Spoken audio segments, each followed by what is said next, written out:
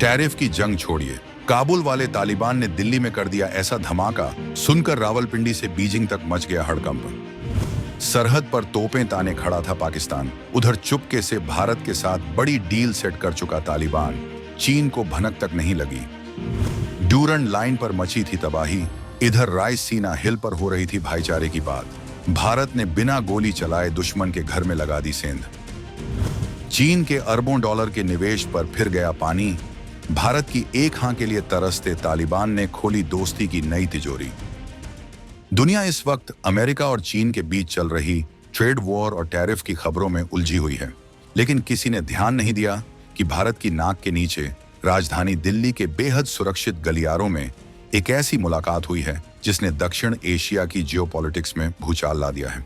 ये खबर कोई मामूली कूटनीतिक मुलाकात की नहीं है, बल्कि ये उस देश के प्रतिनिधियों के साथ भारत की बैठक है जिसे अब तक दुनिया अछूत मानती थी, लेकिन अब वही लोग भारत के सामने हाथ फैलाकर खड़े हैं।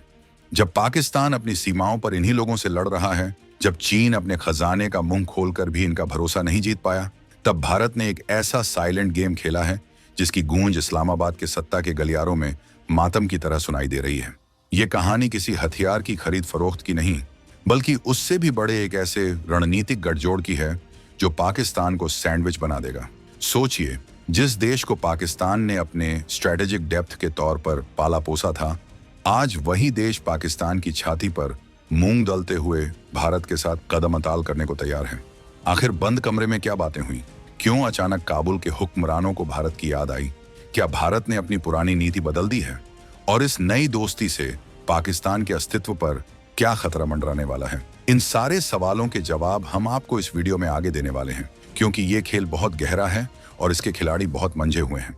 हम आपको बताएंगे इस धमाकेदार खबर की पूरी कहानी, तो बने रहिएगा वीडियो पर। और इस संबंध में आपके जो भी विचार हो, कमेंट में लिखकर जरूर बताइएगा। अब जरा इस खबर की परतों को खोलते हैं और समझते हैं कि आखिर दिल्ली में ऐसा क्या हुआ जिसने रातों रात समीकरण बदल दिए। दरअसल दिल्ली में एक बेहद हाई प्रोफाइल और गुप्त बैठक हुई है। ये बैठक थी अफगान दूतावास के नए प्रभारी मुफ्ती नूर अहमद नूर और भारतीय विदेश मंत्रालय के जॉइंट सेक्रेटरी आनंद प्रकाश के बीच। अब आप कहेंगे कि इसमें बड़ी बात क्या है? बड़ी बात यह है कि अगस्त 2021 में जब काबुल में सत्ता परिवर्तन हुआ था, उसके बाद से यह पहली बार है जब तालिबान द्वारा नियुक्त किसी इतने वरिष्ठ अधिकारी ने भारतीय विदेश मंत्रालय के साथ आधिकारिक तौर पर टेबल शेयर की है।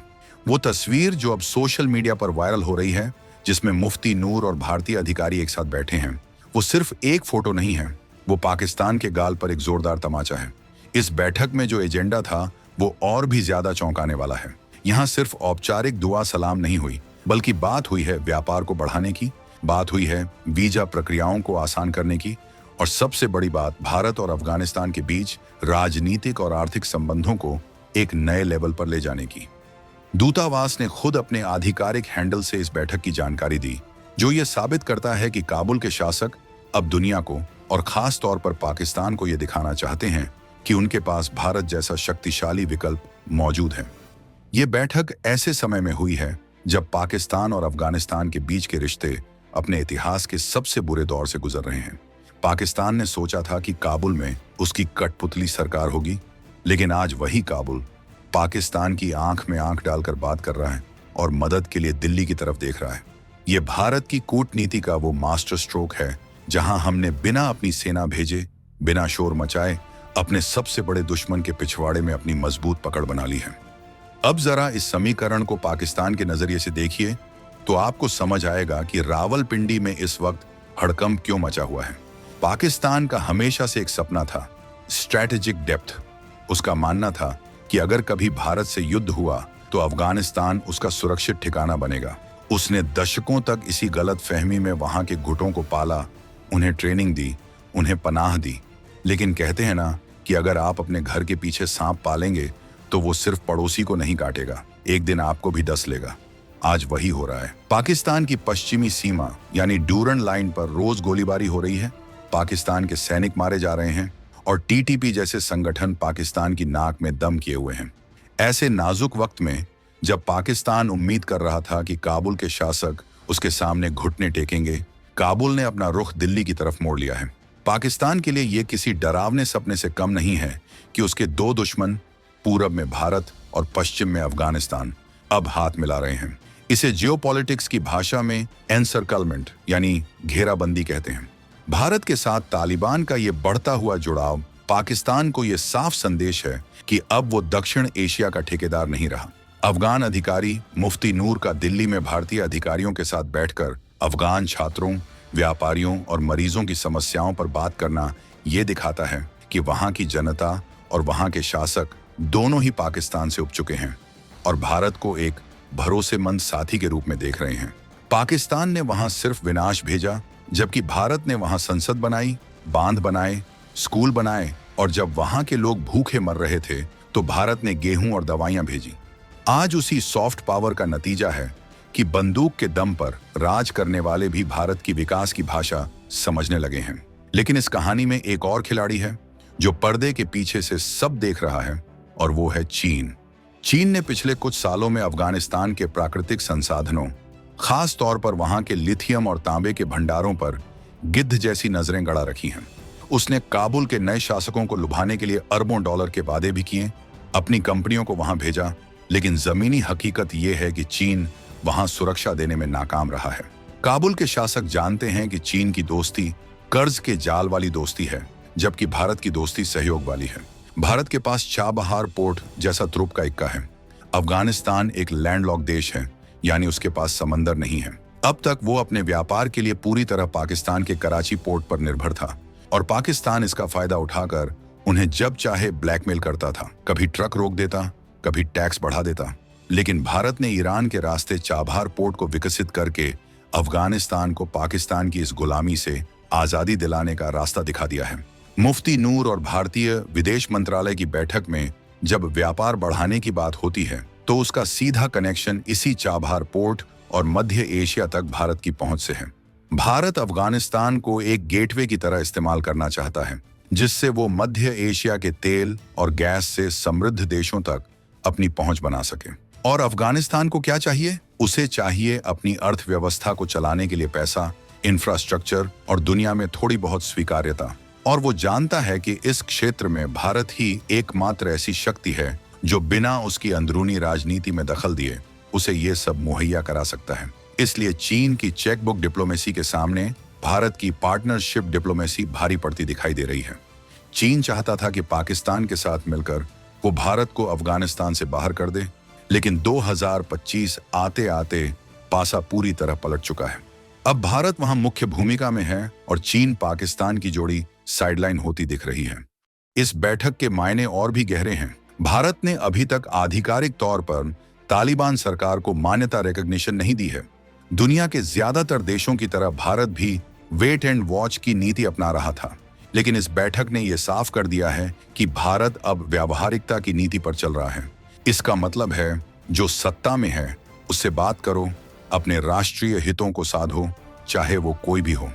ये नया भारत है जो आदर्शवाद के बोझ तले दबकर अपने सामरिक हितों की बलि नहीं चढ़ाता। मुफ्ती नूर के साथ हुई चर्चा में वीजा का मुद्दा बहुत अहम था।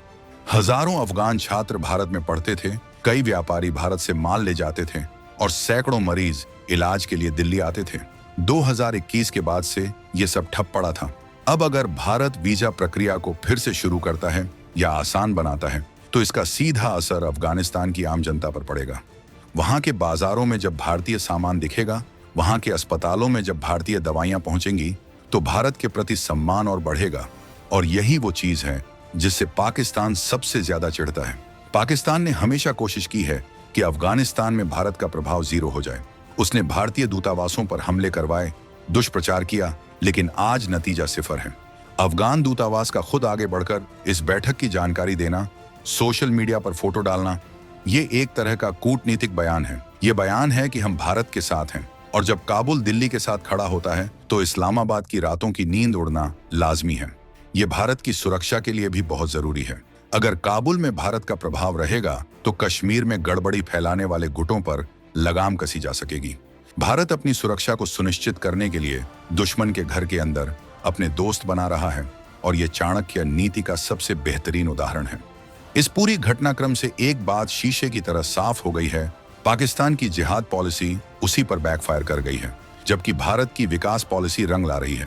आज अफगानिस्तान समझ चुका है कि बंदूक से सत्ता तो मिल सकती है, लेकिन पेट भरने के लिए अनाज और व्यापार की जरूरत होती है, जो उसे सिर्फ भारत दे सकता है। पाकिस्तान खुद दाने दाने को मोहताज है, वो अफगानिस्तान को क्या देगा? उल्टा पाकिस्तान अब अपनी सुरक्षा के लिए गिड़गिड़ा रहा है। सीमा पर अपनी ही बनाई बाड़ को उखाड़ फेंकने वाले अफगान लड़ाके पाकिस्तान को उसकी औकात दिखा रहे हैं।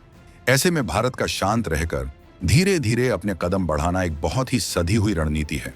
भारत ने दिखा दिया है कि शोर मचाकर नहीं, बल्कि सही समय पर सही चाल चलकर ही दुनिया जीती जाती है। मुफ्ती नूर और आनंद प्रकाश की यह मुलाकात सिर्फ शुरुआत है। आने वाले दिनों में आप देखेंगे कि भारत और अफगानिस्तान के बीच उड़ानों की संख्या बढ़ सकती है, रुके हुए प्रोजेक्ट्स पर फिर से काम शुरू हो सकता है, और हो सकता है कि काबुल में भारतीय तकनीकी टीम की मौजूदगी और बढ़ा दी जाए।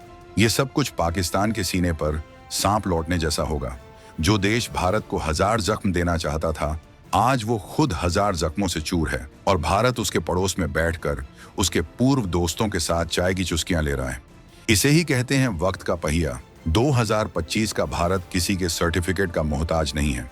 वो अपनी शर्तें खुद तय करता है और अपने दुश्मन को बिना लड़े ही मात देने का हुनर रखता है।